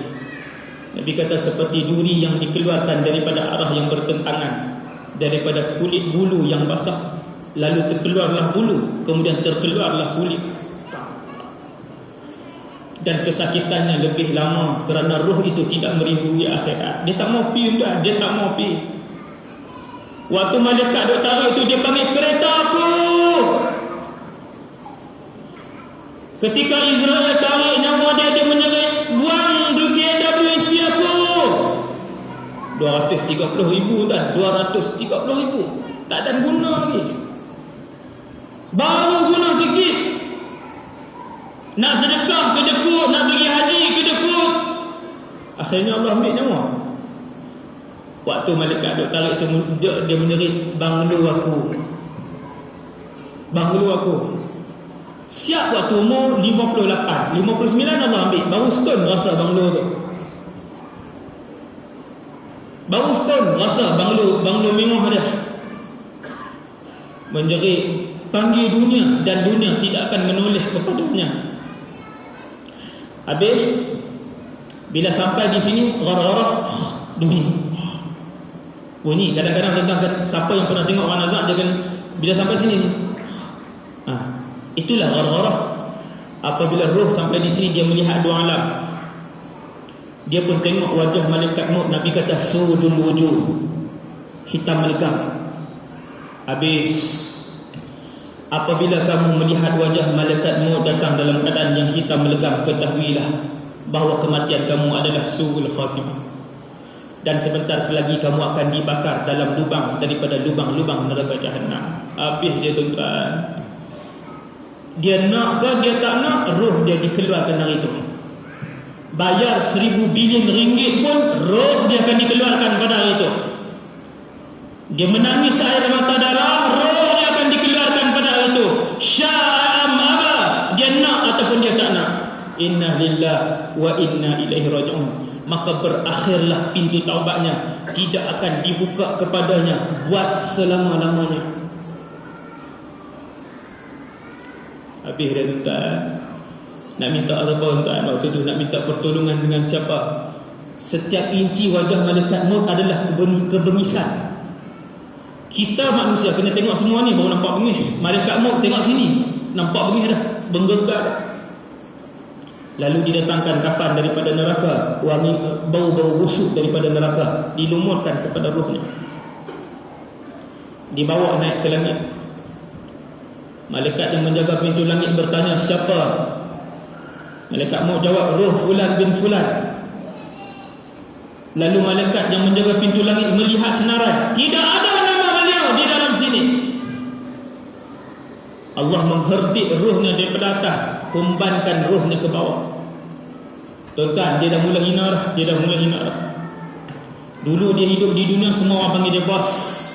Tuan tak pernah solat. Dulu dia hidup di dunia, dia tak pernah lalu kawasan orang ramai ni. Dulu dia hidup di dunia, dia tak pernah buat kerja susah. Kali ni dia pergi ke akhirat, dia tahu langit tu tinggi ke rendah. Allah sebut dalam Al-Quran surah Al-Hajj, kalau tak silap saya ayat 31, tentang roh yang ditendang dan ditolak tidak melepasi langit yang pertama. Fatahwi bihi rihu fi makanin sahiq. Lalu roh itu dibawa dan dihumban melalui angin kencang, jatuh ke dalam satu tempat yang hina. Tuan-tuan, tak naik tuan-tuan ke langit.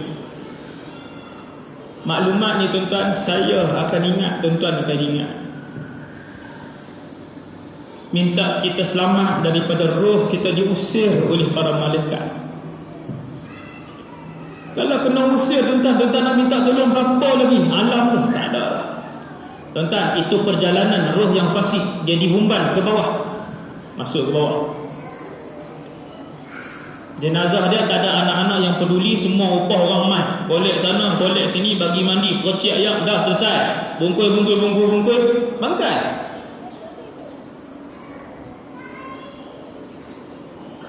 Mana ada orang anggap dia ayah? Kerana itu bukan ayah mereka. Mereka diubah untuk memandi dan mengkafankan jenazah itu. Ni mayat nak tanam bila? Apa bagi mayat? Tapi kalau si anak yang mengkafankan, ayah kami akan disolatkan pada pukul sekian-sekian. Ayah kami. Kalau bukan, ni mayat ni bila nak sembah ni? Mayat tunjuk ni mayat. Tak ada anak soleh, tak ada. Wakil suria dia tak ada. Dibawa ke masjid. Nah, siapa jadi imam? Tok Imam. Tok Imam pun kat tangan macam tu lah. Ya Allah, ampunkanlah dia, ya Allah. Bawa tuan-tuan dengar. Ya Allah, bersihkanlah jenazahnya, ya Allah. Hari ni terakhir begini, ya Allah. Tok Imam duk tengok pun. Siapa nak doa untuk kamu daripada hatinya? Melainkan anak kita sendiri. Ini ayah kami, ya Allah. Ayah kami, ya Allah. Dari sini.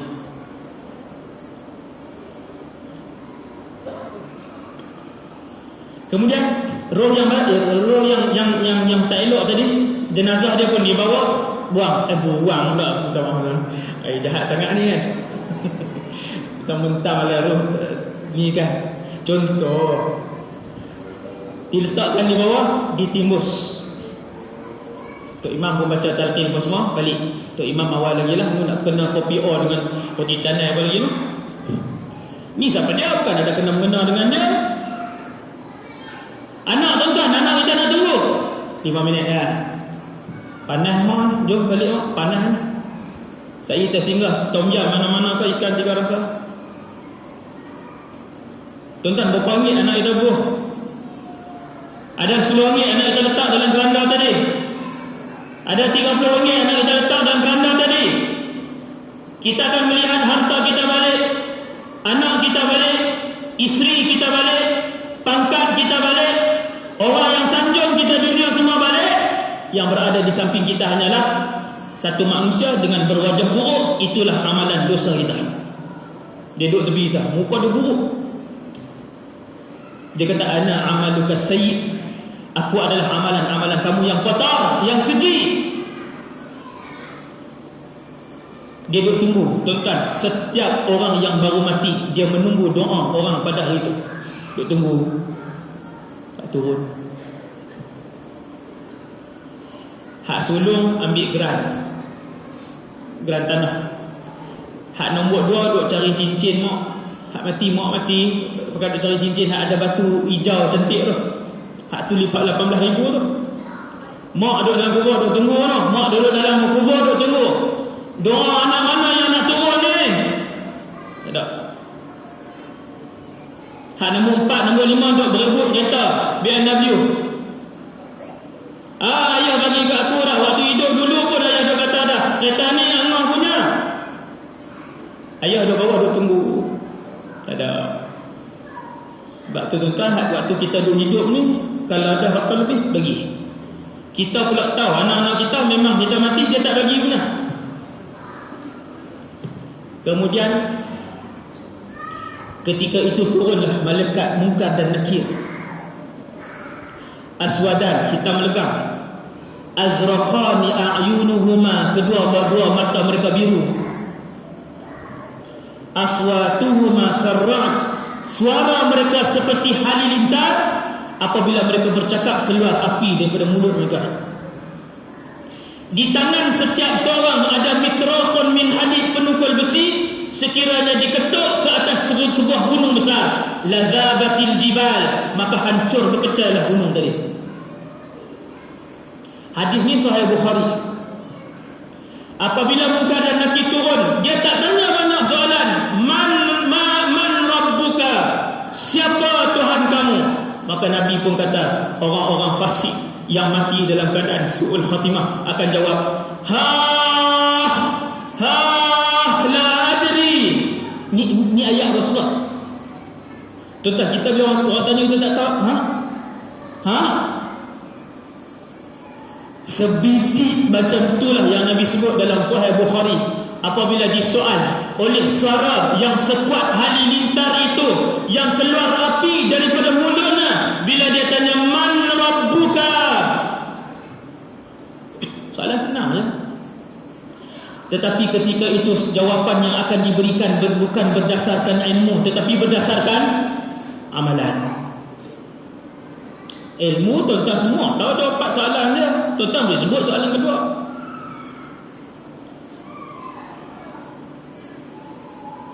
Bila dia jawab tuan-tuan, dia kata la adri, aku tak tahu. Lalu dipukul oleh malaikat. Bang, hidup balik. Soalan kedua dalam Sahih Bukhari, madinuka, apa agama kamu? Nabi kata dia akan jawab dengan jawapan yang sama. La adri, aku tak tahu. Kemudian diketuk. Ditanya soalan ketiga, siapakah lelaki yang diutuskan kepada kalian untuk menerangkan tentang Allah? Jawapan kita adalah lelaki itu adalah Rasulullah. Begitulah soalan keempat, kelima, soalan mudah. Akan tetapi kita tak jawab dengan pengetahuan kita, kita jawab dengan amal kita. Lalu diketuk. Apabila tak lulus soalan Munkar dan Nakir, maka tempat kita adalah lubang neraka. Penduduk warga negara taman syurga takkan boleh berjumpa dengan warga negara lubang neraka. Begitulah sebaliknya. Apabila kita masuk ke taman syurga, kita cari ayah kita.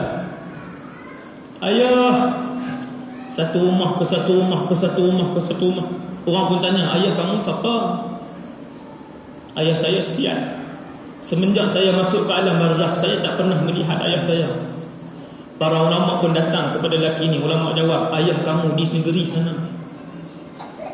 Beliau berada di lubang neraka. Sebab itulah penduduk di taman syurga tidak akan melihat ayah kamu. Dia tak jumpa anak belah sana, yang belah sini, belah sini. Alam yang berlainan. Lalu lelaki yang tak boleh jawab ini akan diheret. Nombor satu, contoh yang Nabi tengok, Nabi telah dibawa menuju ke alam barzakh, taman neraka. Ni dah 10 minit lah, saya mungkin janji. Montila sikit je, minta maaf. Saya sebut contoh last ya, contoh sikit ya. Kata Rasulullah, aku pergi ke lubang neraka. Aku melihat satu kawasan yang luas. Tuan-tuan, ni di alam barzakh. Kita pohon kepada Allah, kalau kita pergi di alam barzakh, kita tak nak tengok dunia ni. Yang taman neraka ni kita tak mau tengok. Sebab kita dah pernah dengar di dunia, kita nak pergi taman syurga. Kita tak mau tengok yang ni. Tapi alhamdulillah Nabi cerita, Nabi kata aku tengok satu kawasan, setiap orang di kawasan tu memegang sabit besar, lalu diletakkan di bahagian bibir kanan, diletakkan di sini, ditarik sabit itu ke belakang sehingga ke lehernya, lalu terbelahlah bahagian bibirnya di sebelah kanan, terbuka, jatuh. Kemudian dipindahkan sabit itu ke sebelah kiri, kata Rasulullah, dia sendiri yang pegang, ditarik sampai ke belakang, lalu terbelahlah bibirnya di bahagian kiri dan terbuka. Darah turun mencurah-curah. Orang ni menjerit kesakitan. Lalu kulit itu kembali elok. Lalu dia memotongnya untuk kali yang seterusnya, sehinggalah perbuatan itu dilakukan oleh, kata Rasulullah, sampai kiamat. Betul potong. Tumbuh balik, dia ambil sabit sampai dia potong sendiri. Potong sampai ke sini. Rasulullah tanya kepada para malaikat yang bawa Nabi. Rasulullah tanya, apa yang mereka buat? Apa yang mereka buat? Umat aku ni, apa yang mereka buat? Malaikat kata, wahai Muhammad, banyak lagi kami nak tunjuk, jom. Saya cerita dua cukuplah, rendah sebelah lah. Nabi pergi satu tempat, rumah api yang besar. Tuan-tuan, inilah lubang neraka. Rumah api itu, kata Rasulullah, besar, tertutup macam ni. Kemudian di dalamnya dipenuhi dengan manusia yang telanjang, laki dan perempuan, dibakar 24 jam. Apabila api itu marak dan menyala, melambung-lambung manusia yang telanjang, laki-laki dan perempuan, melambung-lambung. Lalu terdengarlah suara jeritan demi jeritan yang meminta tolong, yang tidak akan ada manusia yang tolong mereka, takkan ada. Nabi tanya kepada para malaikat yang bawa Nabi. Nabi tanya, apa yang mereka buat? Tak dijawab. Last sekali cerita ni, barulah malaikat tu kata, wahai Muhammad, lelaki-lelaki manusia-manusia yang memegang sabit besar, lalu memotong mulut mereka dari belah kanan sampai ke tengkok, ke leher, kemudian memotong bibir belah kiri sampai ke leher, itu adalah manusia-manusia yang menggunakan mulut mereka untuk penipuan dan kejahatan. Mulut dia tipu orang, mulut dia mengumpat orang, mulut dia nak bawa fitnah orang, mulut dia nak jaja aib orang. Sila tanggung. Yang ni dia punya siksa dia. Kemudian yang kedua tadi yang Nabi nampak dalam rumah, yang disebut dalam bahasa Arab, apa bahasa Arab, tanur. Dalam hadis tu disebutkan tanur, tempat bakar roti sebenarnya, tapi dia buat bentuk gergasi. Dalamnya, di atasnya ada lubang, asap dia.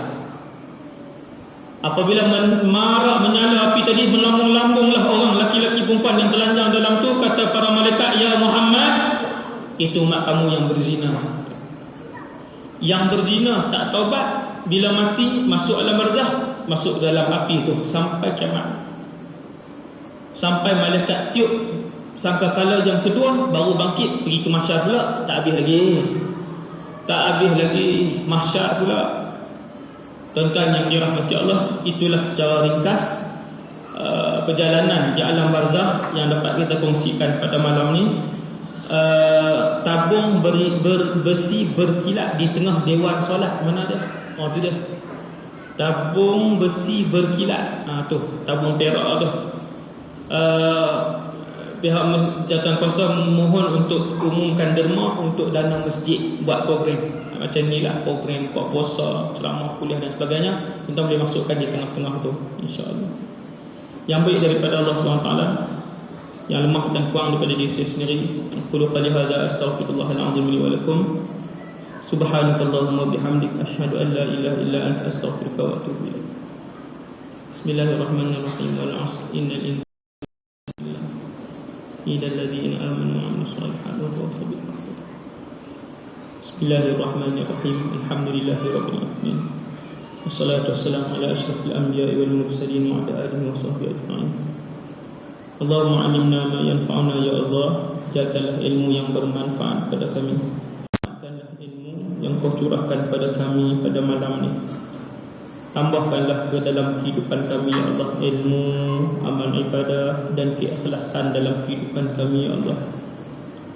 Ya Allah ya Tuhan kami, dalam majlis ilmu yang seperti taman syurga ini ya Allah, berada dalam rumah-Mu ya Allah, kami memohon pada malam ini ya Allah, Kau kekalkanlah iman yang telah dianugerahkan kepada kami ini ya Allah, sehinggalah kami dapat melangkahkan kaki kanan dan kaki kiri kami ke dalam syurga-Mu ya Allah.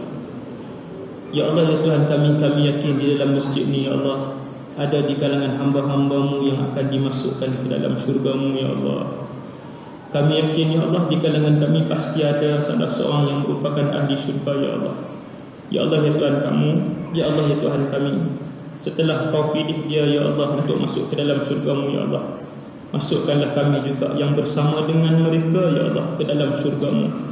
Dengan kasih sayang-Mu ya Allah kepada bakal-bakal ahli syurga-Mu yang berada di kalangan kami ya Allah, rahmatikanlah juga kami ya Allah, pandangkanlah juga kami ya Allah, makbulkanlah juga doa kami pada malam ni ya Allah, untuk kami berhimpun seperti mana kami berhimpun dalam rumah-Mu ini ya Allah, supaya kami juga berjumpa dalam syurga-Mu ya Allah, bersama dengan adik keluarga kami, anak saudara kami, berhimpun bersama Nabi-Mu, melihat wajah-Mu ya Allah, mendapat redha-Mu dan redha Nabi-Mu.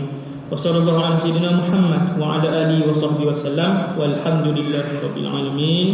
Assalamualaikum warahmatullahi wabarakatuh. Bismillah.